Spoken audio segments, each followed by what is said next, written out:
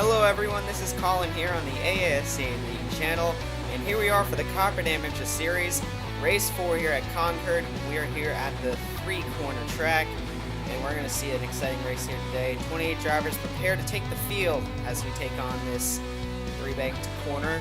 Here's the point standings at the moment. Logan Sanders leads with 68 points, but it's a close race behind with August Eberhard, Nia Deverett, and Davey Johnson, all within 2 points behind.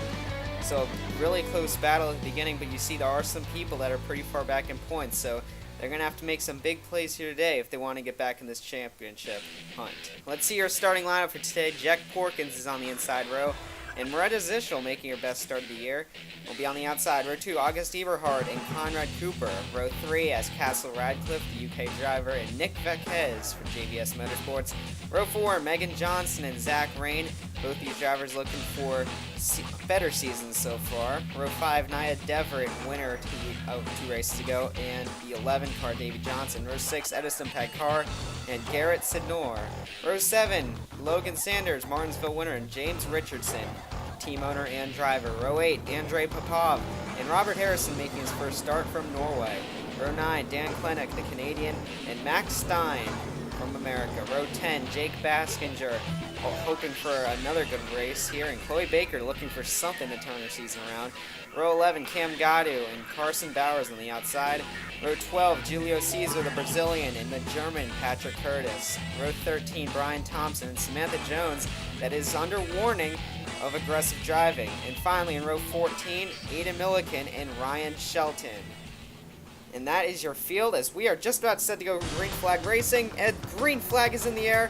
Here we go, racing at Concord.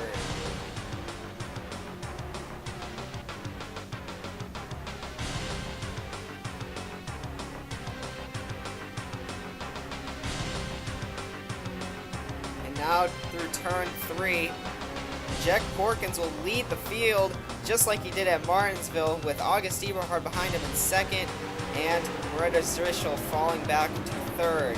August Eberhard was very quick in the determining the qualifying session, but Jack Porkins did beat him out. So August, even though he is one of the favorites to win here today, he has to get past Jack Porkins first in 99.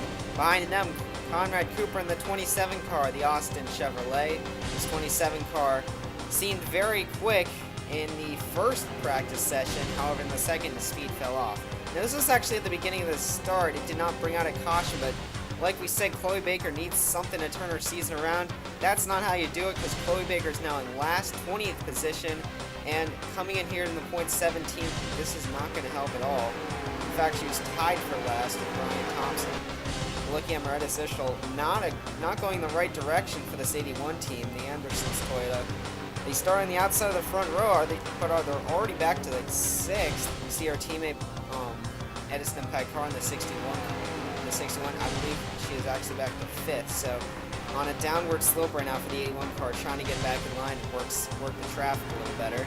Logan Sanders for the 83 car is on top of the world right now, first in points, and right now he has been showing consistent speed. He hasn't been the quickest car all week, but definitely this 83 car is one driver to be reckoned with for the win. If it comes down to a finish where Logan can play the strategy game, which we saw at Martinsville where he passed within the final lap, so Logan obviously has a chance to pull something off at any time now that we see how he did it at Martinsville. But however, Jack Porkins, August Eberhard, and Conrad Cooper really spreading the gap over the rest of the field.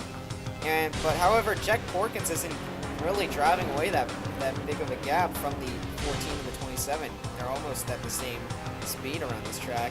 Looking back at Chloe Baker, Chloe is on a mission to get back to the front already. We saw her crash on the end of lap 1, but she's already made up 5 positions. And you see how slow she was to get back in the gas, so the 26 car must be, maybe the damage actually helped her out. Can't be sure about that, but here's the 52 car, another car that's been in an accident. However, that time was in the qualifying race to get in the field. The ASCA League has put her under warning only for this race to watch her driving and to make sure she doesn't make more aggressive moves. And oh, someone's spinning, and that will bring out the caution flag. That is the 24 car of Ryan Shelton for Sharkbite Racing. And looks like just got spun to the inside believe that was Cam Gotti. Remember, Cam actually was the one to take out Chloe Baker at the first lap. So Cam, a little reckless here at the start of the race. However, I don't believe any penalties will be handed out for that. ASCA officials have been kind of aggressive the past 2 weeks. For the right reasons, obviously. As we see pit stops happening here, the 99, 14, 27 lead the entire field down pit road. However, the 11 car is going to play the strategy game with 2 tires. However, with a slow stop, it didn't really get him that far up in the field. He'll get to third, with the top 2 still staying the same. As we see the restart, that is Ryan Shelton on the inside. Went a lap down in the process of trying to get back up to speed. So the 99 car will actually gap the 14 here as he uses the 24 as a pick. You see Davey Johnson back there. We're going to see if 2 tires really was the best strategy.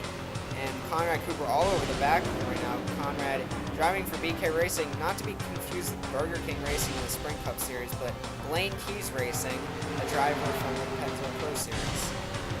And we're looking Megan Johnson and Cam Gotti battling side by side in the back. Avalon Racing can be described as kind of a disappointment so far. This team was expected to do a little bit better than what they're doing right now. But at least the 5 car has been qualifying for most of the races, with Nicholas Mudio and Cole Baker being the other 2 drivers driving that 5 car. Megan Johnson has been doing all right in the 7, but engine problems have held her back to, I believe, what could be a potential. Ada Milliken in the unsponsored 93 car makes another start. 93 car still waiting for sponsorship, and I believe it will be coming someday. Carson Bowers is seen as Zach on the hood. That is his main sponsor, and I mean, I wouldn't be surprised if see Carson get up into the Penzo Pro Series, because I believe Zach is sponsored for Carson Bowers, and they will go with wherever he goes. So that might be something to think about from Alley Motorsports, because Carson has shown incredible speed in his few starts that he's done in the series.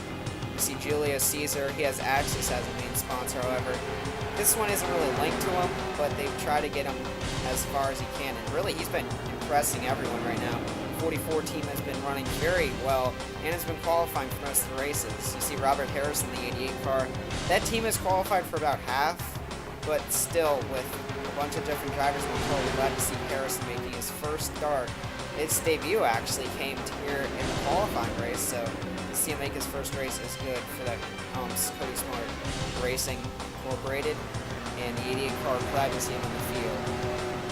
We're already halfway through the race here. As we see the mid-race report. This race is flying by as this is the shortest, the fastest trioval in the country, actually. You see Jack Porkins, I don't think he's gapping the 14 at all, really. I mean, the 14 is kind of staying with him and really just maintaining the distance very well. Looking at Jake Baskinger, Baskinger was involved in the first accident on lap 1, and you see Jack Porkins running up to the back of him. This is how Jack Porkins lost the race last week at Martinsville due to this kind of traffic, lap traffic, or slower traffic. You see the HBO car actually getting held up a little bit here, and the Avier car, the 14 in the back, Avier, a new sponsor for the 14 team, maybe catching him here. Yeah, the 41 is not being a very nice back marker here, as he'll finally move out of the way, since the 99 pretty much forced him up. Oh, and Jake does not give any problem to the 14 car, so August didn't have any problem there, but definitely Jack did, and I don't think he'll have too many nice things to say to Jake after the race about this. However, Maretta, she did fall back to 6th, but she's making her way back up. She's starting to have a quicker car now, and she is in 4th. However, I think time is running out because 44.63, we are down to just under 20 laps to go. It's going to be hard to dethrone the top 3 cars, as they've been the really dominant cars of the race entirely. However, I don't want to take my eyes off of Logan Sanders in the back there, that 83 car. We're seeing the cars start to move into lap traffic. I believe that would be his specialty because he cuts the lap traffic pretty well. Also, Nia Dever was back there lying in wait. We see Garrett SYDNOR came to the points in 5th, the first car outside of that front 4 that have been dominating the series so far. However, Garrett has not had a very impressive day so far. He's been running midfield, and now he's actually drifted back to close to the rear of the midfield, around the 20s. So not a very good day for Garrett right now, but his teammates still leading out front. Yeah, Esteban car, I gotta also say, we did not expect Edison to run this poorly. I mean, he won the qualifying race, so he thought he was going to run up front. He qualified decent. I believe he qualified in the row 4, and he really just has fallen back. It actually hasn't seemed like any of the Blue Flare Motorsports drivers have been really doing as good as they should have. Because you know it's Jake Baskinger all the way in the back. Beretta had fallen back toward the middle of the race, and right now the 61 car not doing well either. You see Beretta there. Logan Sanders getting through the lap traffic. Nia Dever you see back there. Andrei Popov also there. So the front 7 are actually very close together with this lap traffic as Jack Corkins trying to manage it as best he can, but everyone behind him is just being reeled in as he has to do the busy work and try to cut through them as fast as he can. However, he has only 4 more laps to do it. He's coming up on Samantha Jones now. Oh, and a dive bomb in the corner. Wow, and August Eberhard threw a car in there, and it's going to stick. Eberhard almost looked like he had the bumper there, but it looks like Jack will power through the corner, and now this is defensive mode. Jack needs to get past Samantha here. Driving down, Samantha shuts the door. If Samantha only would let him out of the way, but Jack is now trapped behind. Here comes Eberhard. Oh, and the 99 pushing the 52 down the backstretch. Coming to 2 to go. Jack has got to hold out here. And bumper to bumper, the 14 waiting to make his move. Conrad Cooper drawing into the battle as well. Jack, will he make the move here? He'll stay in behind. But August looking down low. August will have one more shot to take the win. Final lap is in the air. August gives the 99 a bump. And he almost pushes the 99 out of the way, but the 99 will stick it through the corner. And now, he's got to protect for one last corner. He'll shut the door on the 14, and it looks like he got it. Jack Corkins will take the checkered flag and get the win he deserves. Almost ended up reenacting what happened at Martinsville, but he was able to fend off the 14 long enough, and he will take the victory as Red Stallion Racing will go to victory lane for the first time in their career and the season.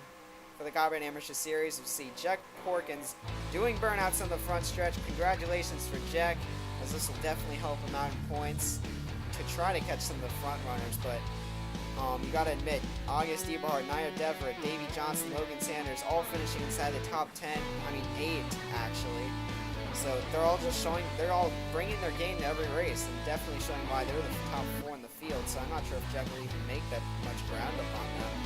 Looking down through Alan Holland, Jake Baskinger, Chloe Baker, not what you wanted to see, and Brian Thompson also last place in the points. So those 3 drivers are in desperate need of a good finish here. As we see the point standings, Jack closed the gap by 6 points on August Eberhard, and only 6 points after winning. But you see the top of the field is really close, and it can definitely be changed up in a matter of seconds here. But we also see down to the final 4, already 70 points back for some of them, so they need to make some gains here in the next few races. Anyways, the Copperhead Amateur Series, we'll see you next race at Kern County. This is the ASC League signing out.